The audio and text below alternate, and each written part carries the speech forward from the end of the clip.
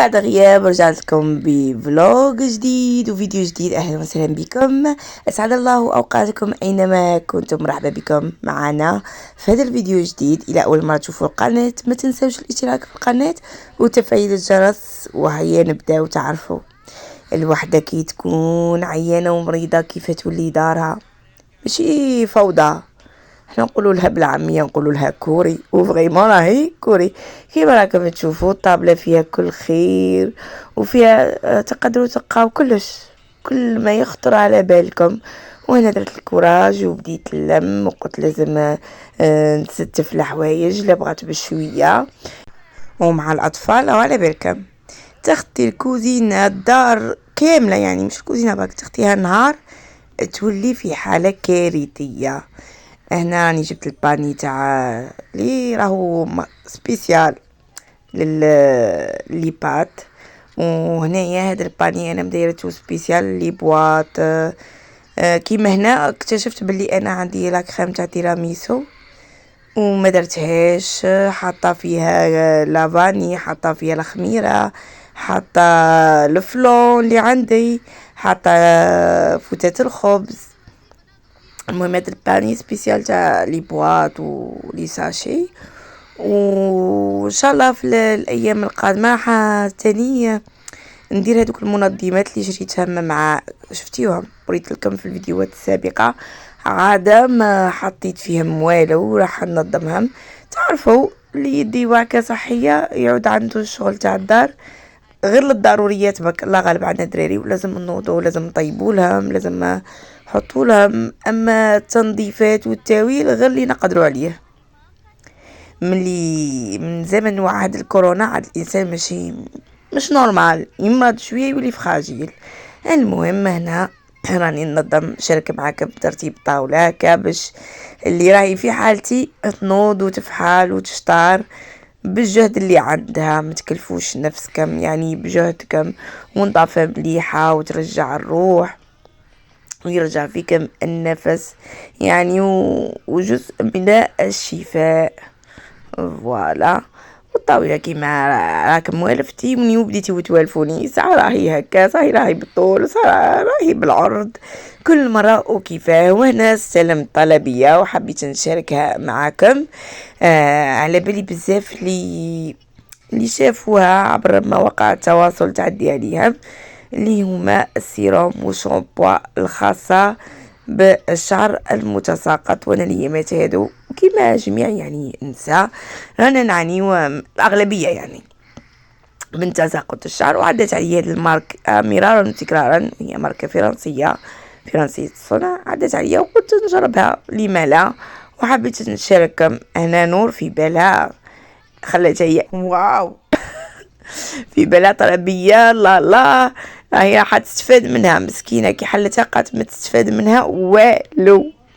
بصح واش نقول لكم يا البنات، بعد ما تفتحت العلبه ديك الريحه الطيبه يعني مبدئيا شوفوا من لومبالاج مليح مقبول جميل. الرائحه ما نحكي لكمش، واحد الريحه العزيزه، ريحه نقاء، ريحه نظافه، يعني ما شاء الله. هذا الغسول.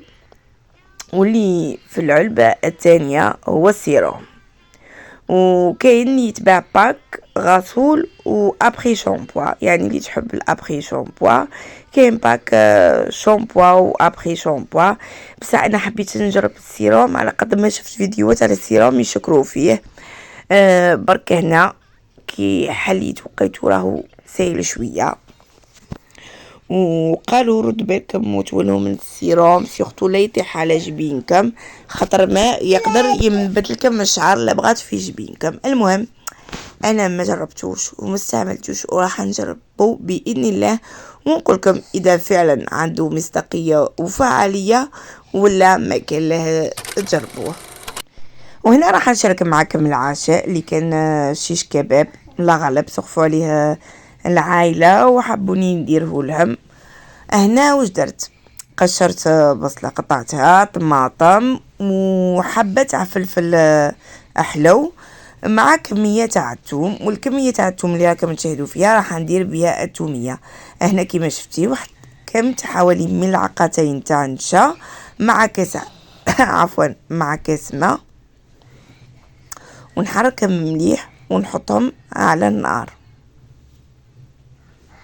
بهذا الشكل. نحركو، بقاو حركو، يعني حركناها وهي بدا ونبقاو نحركوها حتى توصل لهذا القوام، يعني ما هي ثقيله جامده جامده جامده، ما هي خفيفه. فوالا بهذه الطريقه حتى تعقد لكم. يعني هذه اسهل وصفه تاع توميه، وتاني تجي خفيفه وما تقهمكمش وراح تعجبكم بزاف. يعني انا جربت وصفات بزاف ملي شاتم، هذه هي الوصفه يعني الخلاصه تاع لي شاتم كامل وعجبتني بزاف. هنا بعد ما عقدت لي على النار راح نحكم هذاك الخليط نحطه في وعاء كما تشوفوا، ولا في صحنه ولا حاجه، نخليها تبرد. وبجهه خلاف رجعت للخلطه اللي راح ندير بها الشيش كباب. هذيك الطماطم وهذاك البصل والفلفل الاخضر الحلو. الا تحبوا الحار حطوا الحار، معليش كل واحد الدنيا اذواق. انا نحط الحلو كما يعني الوصفه الحقيقيه، ومن بعدها نصفيها باش نحيلو الكميه تاع الماء بهذه الطريقه. المهم صفوها بالكميه هكالا كيما راكم تشوفوا، شويه شويه شويه شويه شويه حتى تصفى. الكميه فريمون تاثر على كميه الدجاج اللي راكم راح ديروه. بصح هذه صدقوني هذه الخلطه هي يعني بنت الشيش كباب. يعني مهما حطيتي وتقلب هذاك اللحم، هذاك صدر الدجاج اللي عندكم المرحي، تزيد فيه بنه على بنه.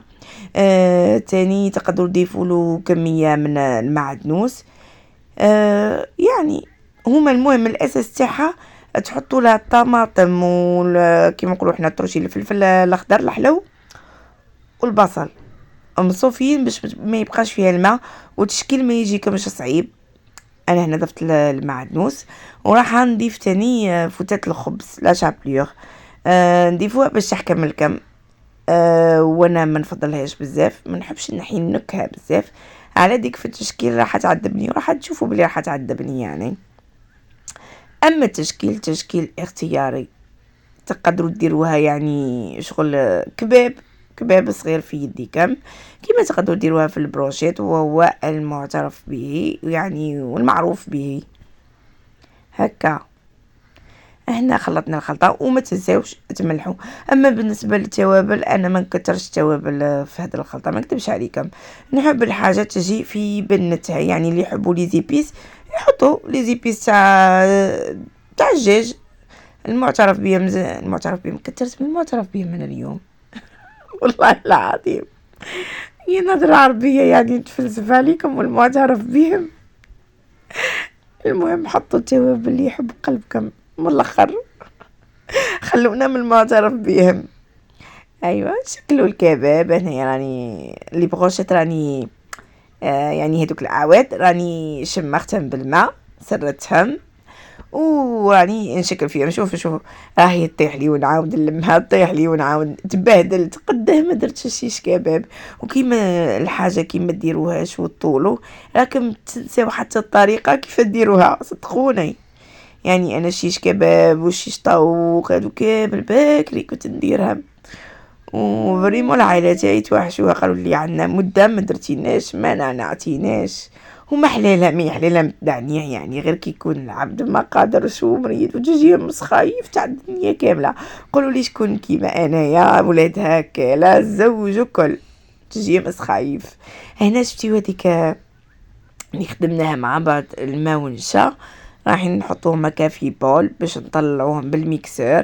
حطيت هنا العلبه تاع اليايورت الطبيعي، تقدروا تحطوا 2 مغارف برك، بس انا نحب نحط لها العلبه كامله ما نفزتش، مع انه كاين اللي يحبها. عندي انا محبين اليايورت الطبيعي غير هما.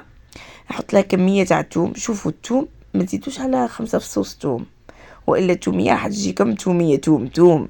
بس انا الله غالب نحب الثوم ما قدرتش حطيت الكميه كامله، معليش ما اثرتش على الطعم. اللي بغات لي عندي الناس يحبوا الثوم حطيت ملعقه من المايونيز، وهذه اختياريه. شوفوا تقدروا تنحيوا المايونيز وتحطوا قطع جبن في بلاصه المايونيز، عصره تاع ليمون ملعقه تاع خل ابيض اذا كان متوفر، اذا ما كانش متوفر تقدروا تاني تخليو عليها. هنا راح نحط الزيت. شوفوا الزيت حتى تتقلكم بالقوام اللي نتوما تحبوا عليه. انا هنايا ضفت كي كتقول فوق ربع كاس بشويه، كاين الناس يحطوا حتى نص كاس، بصح صدقوني راح تجيكم ثقيله يعني ماشي توميه، مايونيز ثقيل متوم. انا نحبها ما هي خفيفه ما هي ثقيله. انا حاولت قدر جهدي نصور لكم المقاطع راني درتهم في الفرن، لكن للاسف الضوء ملي تكسرت لي الاضاءه الضوء راهو خاني. المهم شفتيو هذيك المرقه، هذيك المرقه اللي جاتني من لاصوص تاع البصل والطماطم، راني كل مره كنت نعقب عليها بانسو في الفرن وهكا جاو محمرين وشهيتكم في الجنة. وهذا هو كان فيديو اليوم، ان شاء الله يكون كان خفيف ظريف عليكم كالعاده. نلقاكم باذن الله في فيديو مقبل. ما تنساوش الاشتراك في القناه وتفعيل الجرس وخليوا لي تعليقاتكم الطيبه. ما عليا نقول لكم غير مع السلامه.